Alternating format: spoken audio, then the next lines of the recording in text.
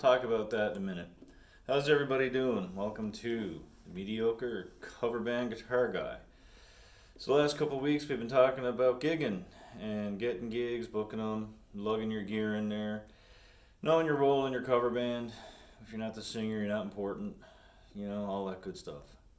So today we're going to talk about sound checking, because there's a little bit of an art to the sound check, and it's overlooked by a lot of people, and there are a few tips that I can give you. Once again, not an expert on a lot of stuff, but just a few things I've learned along the way. So when you're doing your sound check, there's a couple of different things that factor in. You can be lucky enough to have a person doing sound for you, and this is always a good thing, because it takes pressure off of the band, for one, because you don't have to designate somebody to do it. And it's always good to have a set of ears on the floor. So we'll cover having a sound person first.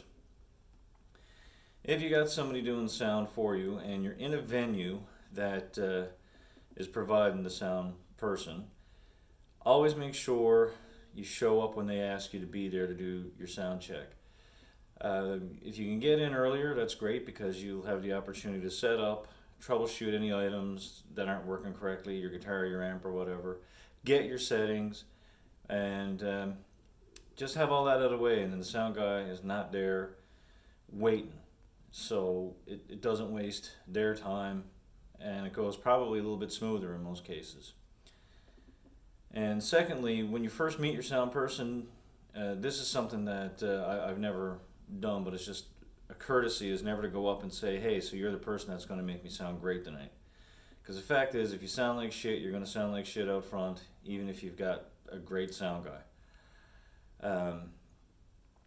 You got to sound good on stage. You got to have decent equipment that's in good working order, and not to mention some sort of musicianship. I've been pulling something off for the last 20 some odd years and getting away with it, but you should have some sort of musicianship, because they can't make you sound good if you don't. Also, when you have a sound person who's working at a venue and they've been there a while, they know the venue, they know the dynamics of the room. Always take their advice. They're not there to criticize you, possibly more in a constructive way than anything, but listen to their advice. If you want to sound great and they want you to give them more mid-range, a little less treble, a little more bass, whatever, on your amp, roll back on the volume, because you're scorching their head off out there. Because they're out front, so they're getting the whole experience of the band front on. You don't want to be a hard band to mix. So always take advice. They know what they're doing, and they're not going to sabotage your band. Some people are like, well, what if they make me sound bad? They're not going to do it, because it's their livelihood, and they want you to sound good, because then they sound and look good as well. And that's if you're lucky enough to have a sound person. If you got a sound person who's coming in, who doesn't work at the venue, always, once again, take their advice. They know what they're doing. If they can make your guitar sound better, why not? Always try to be there earlier to set up, once again, troubleshoot and work everything out. Give them time to figure out your band and the venue. If they've never been there before, if you're doing a wedding, make sure you give them a time to be. Don't tell them to be there to mix the gig like 10 minutes before you're supposed to play. Make sure everybody's on the same page, because this is very, very important. Weddings are really tricky to play at the best of times, so you want to, or any private event for that matter, where you've got caterers, decorators, all that stuff. And that pretty much covers it. Always, just be courteous. Use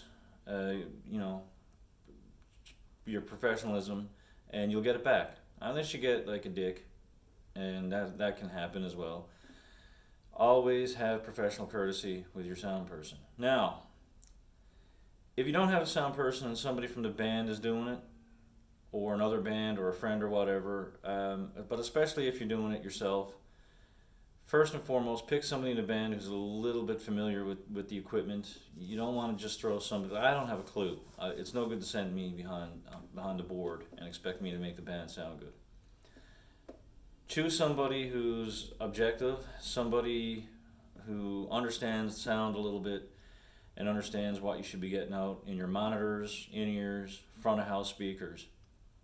And another thing I'd like to touch on is that if you're doing your own sound and you're lugging the PA, everybody has to help lug in the PA, not just one person. It's not one person's job to lug a full PA system in, put the speakers up on the speaker poles, run cables, troubleshoot to make sure the channels are working, the cables are working, the monitors are working, none of the mics are failing. Everybody's got, if Nan is in your band and she doesn't want to lug any part of the PA in, give her a lemon cream biscuit from Purity and tell her to batter the fuck on home out of it. She's got to lug the PA. Hands down. It's not a job for one person. Then bring everything else in and get set up. But everybody's using the PA. So that's an important thing. And if you're doing your own sound, make sure you get to your venue early enough to set up and do all the same stuff you do if you had a sound person. Troubleshoot anything that might not be working properly. You might have a wonky channel in your board. You might need to replace a mic. You might have cables that are not working. Your amp might be feeding back. Make sure you give yourself time to do all that. Nobody wants to be waiting for the band to go on at 10 or 11 o'clock and it's 5-2 and you're still going through your sound check, because it drives people nuts. And also when you're doing your sound check, no matter who's doing it, if it's yourself or a sound guy, try to limit yourself to 2-3 songs maximum. You don't need to do 14 songs in a sound check. You don't need to do a full set. If it's not sounding good in the first song that you're doing, 13 more aren't going to make it better. It's still going to sound bad. If you start playing and you're doing your sound check and there's feedback coming from somewhere, it's better to stop and try to isolate that feedback, find out where it's coming from. In a lot of cases, if you're playing a bar, there are people in the bar down on the slot machines and they're looking for the swinging bells or the lucky sevens. They don't want to hear feedback going through because they're going to go back and complain to management or the owner or whoever's booking the bands and say, you know, they were terrible, wouldn't get them back anymore, because they don't know. They're playing slots 11 o'clock in the morning. So just stop, find the problems, and then move on. 14 songs is just way too many. Also, try to be courteous when you're doing your sound check if you've got to do one with other bands that are playing. If you're on a bill with 3 other bands, 2 other bands, or even 1 other band, just be courteous enough not to hog all the time. We played about a year ago. We did a function with some people. We were invited to go on first. I guess we were the opening act. And it was terrible for us sound check wise because they told us to be there a certain time. They would have their sound check over with. We arrived at the time we were asked to get there. They'd been already sound checking for 2 hours. These were young people that didn't play a lot. For some of them, it was their first live kind of experience. They were 2 hours already into the sound check. We went and got food. We went to a restaurant, ordered food, had it, bought to our table, ate it, walked back to the venue, still sound checking. They were having problems. The guitar player played the show the whole night with his back to the crowd. He was still dancing and stuff, but he was just staring at his amp and tweaking buttons the whole night. And that's a nightmare for sound guys as well, because if it sounds good early on, it should be that way for the rest of the night. And we're all guilty of it. I've grabbed a volume knob or grabbed a tone knob or something because when the club fills up, everything changes. When the venue, whatever, fills up, it changes. So you should try to be courteous in that sense too when you're playing with other people. I played in a band called Two Guitars Clash with Doug Rowe. And sometimes, and I'm not over-exaggerating this one, that was our sound check. If we had a couple of bands on the bill. Doug played guitar and sang, and we call it the infamous Doug Rowe chord because you knew it was Doug playing it even when you were coming up the stairs of the bar to go in to play or sound check, and set up. And you'd say, okay, great, that's our sound check. And the reason you knew it was Doug is because Doug is very distinctive when he plays. He's a drummer, and he plays his guitar fairly percussively. That's a fun word, percussively. He plays very much like a drummer. He's also 7.5 feet tall. He's a huge individual, and he uses clothesline wires for guitar strings. All factored in. Back in the day, he was using a Marshall Super Lead 100 or something head, and whatever the one Malcolm Young used. And it was crazy loud and crazy full. But that was our sound check. Doug Rowe's infamous G chord. And whoever played in the band with him, you knew it was Doug just by that G chord. And that's all we'd have. And the theory was if it didn't sound like shit, it was okay. It's all you could do. Those are just some small things to get you through your sound check. You don't, it shouldn't be painful. The hardest part of getting ready before the sound check is bringing the gear in and setting it up. Get a good stage volume and get a good sound on stage, and that's the biggest, toughest part of it. Once as you conquered that, then you let your sound person take it from there. Don't be afraid to ask for something in your monitors. If something's not pleasing you, then you can ask for it in your in-ear, your wedge, whatever you're using. It's better to ask for it in sound check instead of being meek and saying, it sounds good. If it doesn't, then you really should say to your sound person, hey man, can I get some more of my monitor, a little less of this, a little more of that, whatever, even balance of this. Because it's a lot better to do that than start playing and shit the bed because you can't hear yourself. Especially if you're a singer. Singers got it tough if they can't hear themselves. Me, if I can't hear myself because for whatever reason, I can always rely on finding the sweet spot on stage. And that's something I learned from playing a lot of smaller clubs downtown that had 2 monitors for a 5-piece band or a 4-piece band.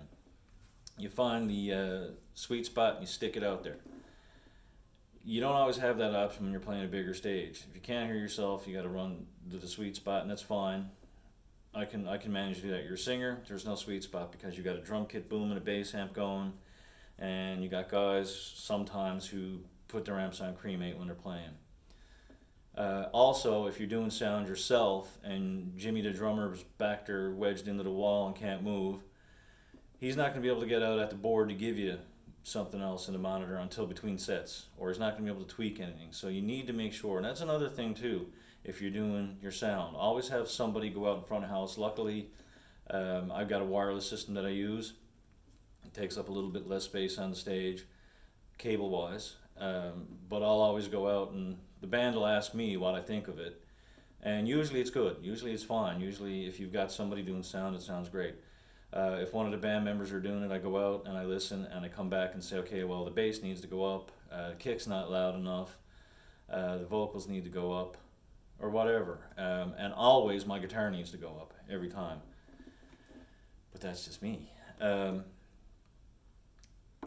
People want to hear your sexy guitar licks, you got to speak up. So that's pretty much it. Another thing I'm going to speak on is this guitar, because she's going to watch this video later on and see that I used her guitar, and she's going to comment on the video. But this belongs to the lovely Tammy LeGros. She picked this out herself. I'm going to say I'm really proud because this is an awesome guitar. And she's got a good eye for guitars. She's picked a few out that I probably wouldn't have paid attention to in a music store. It's like, hey, what about this one? It's like, oh. And she picked out my orange Gretsch that I play 99% of the time. It didn't get as much love the last couple shows, but I'm kind of gone back to it.